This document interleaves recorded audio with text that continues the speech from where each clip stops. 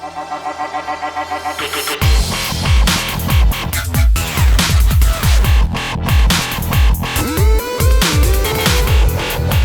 guys, Ashlane here today, coming at you with a new, much requested video, how to choose your army. Now this is going to be focused at newer or lower level hero Town Hall 9s. So there's 4 basic strategies that we're going to go over in today's video for 3-starring Town Hall 9s with low level heroes. Penta LaLoon, Shattered GoHoWi, Shattered GoHoWiWi, and Shattered GoLaLoon. We're going to talk about what each of those strategies are, but before we get to the actual replays, let's go over to how to choose ground versus air.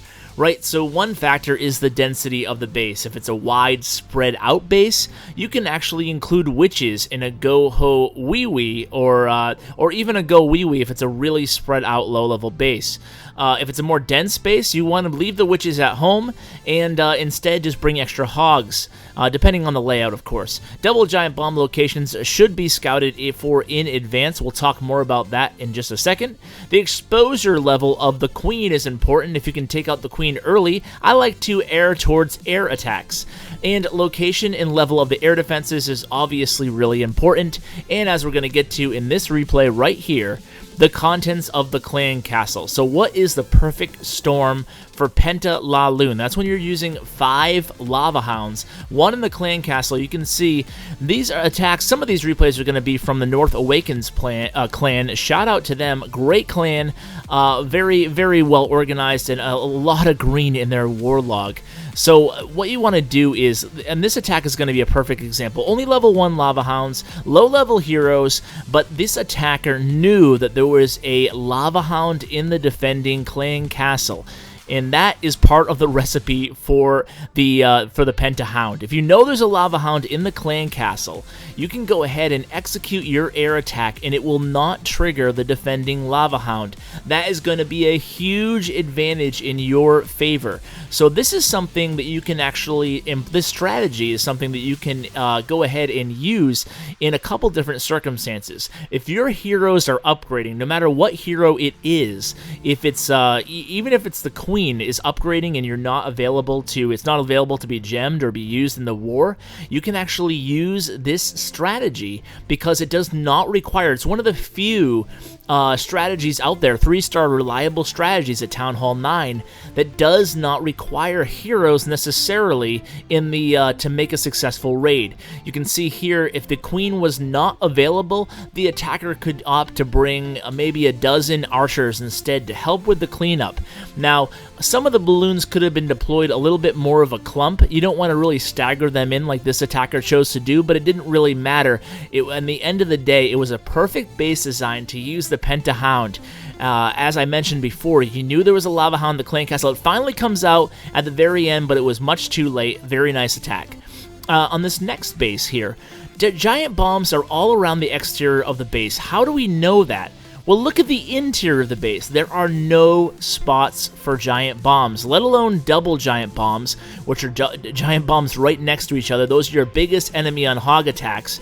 The only areas on this base that are open to the possibility of bombs are those little squares in the center, which are more likely to be Teslas, or the open areas on each of the wings of the base, each of the points on the compass.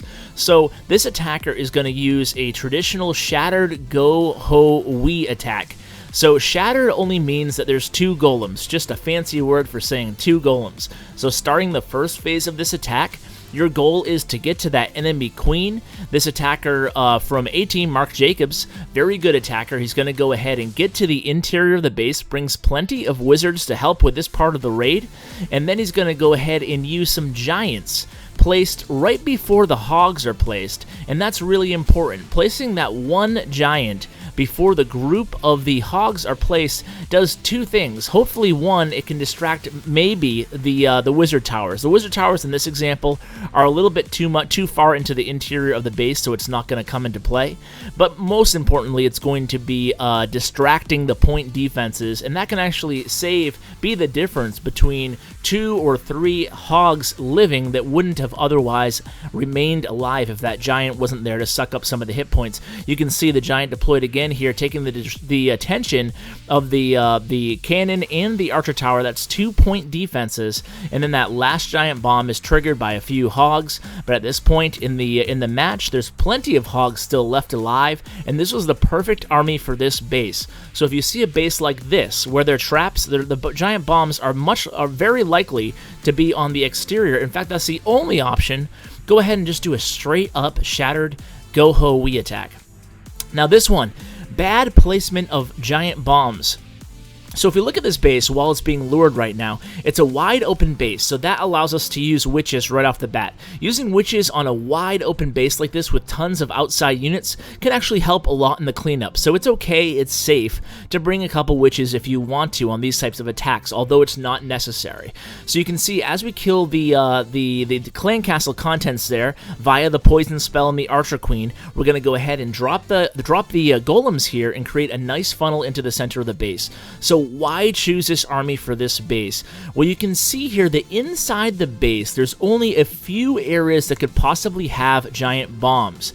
Now, you know that the hidden Teslas 99% of the time are also going to be in the interior, so that leaves you with only one conclusion, right? Either the Teslas are in some weird, strange location that's not in the interior of the base, around the exterior, which is pretty rare in a base like this, or there's no double giant bombs. They must be single, and you can see that is exactly the case here.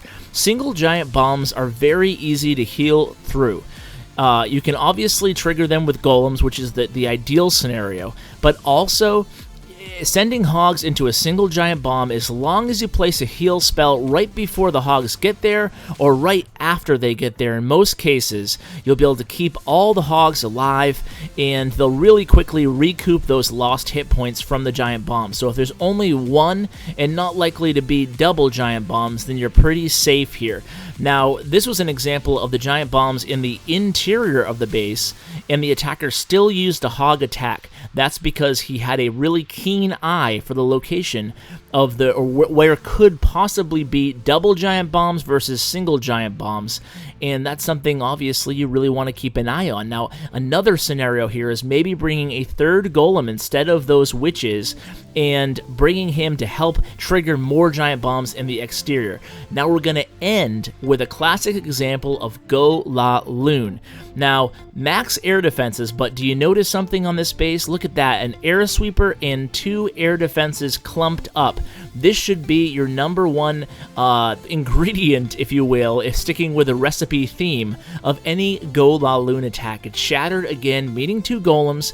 We're establishing a nice funnel here, and we're going to head straight into the interior of the base via this route from the south. And the idea here is going to be use a nice heavy portion of the first phase of this attack.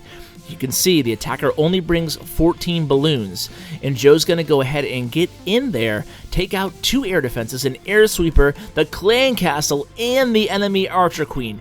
That is a lot of valuable real estate off the board. It's only going to leave him contending with the 2 remaining air defenses up in the north, and another awesome feature about this base is that the X-bows are both set to ground. Now, what if the X-bows were set to air? It would not deter me from attacking this base. I don't let X-bow settings dictate how I want to attack a base. X-bows are just not strong enough for me to worry about if they were set to air going away from an air attack. So here, what the attacker's doing is obviously playing around this remaining air sweeper, making sure that the lava hounds, he deploys 2 to the first air defense, the third lava hound to the second air defense. Make sure you're providing a great layer of meat shield for these balloons. There's only 14 balloons in this raid, so you want to make sure you keep them alive. That means not deploying balloons where they can easily die. They don't have the cover of the lava hound that's kind of paving the way. Not only are they detonating traps, but they're also obviously distracting point defense, and not only are they distracting point defense, but they're also hopefully causing the wizard towers to face the wrong way so they won't target your balloons. So there we go, guys. We covered 4 strategies, and we covered some keys on how to select a perfect army for each strategy. I hope you guys enjoyed this video, and as always, take care, guys. Hey guys, thanks for watching my video. Just a few ways you can help the channel out. Number 1, like. Number 2, subscribe. And number 3, comment. Tell me what you think of the video. I really appreciate it, guys, and it really helps me out a lot. Also, you can find me on social media. I'm active every day on Twitter at @clash_with_ash and on Bindle chat group #ClashWithAsh. And as always, you can find me on my website at www.clashwithash.com. Thanks, guys.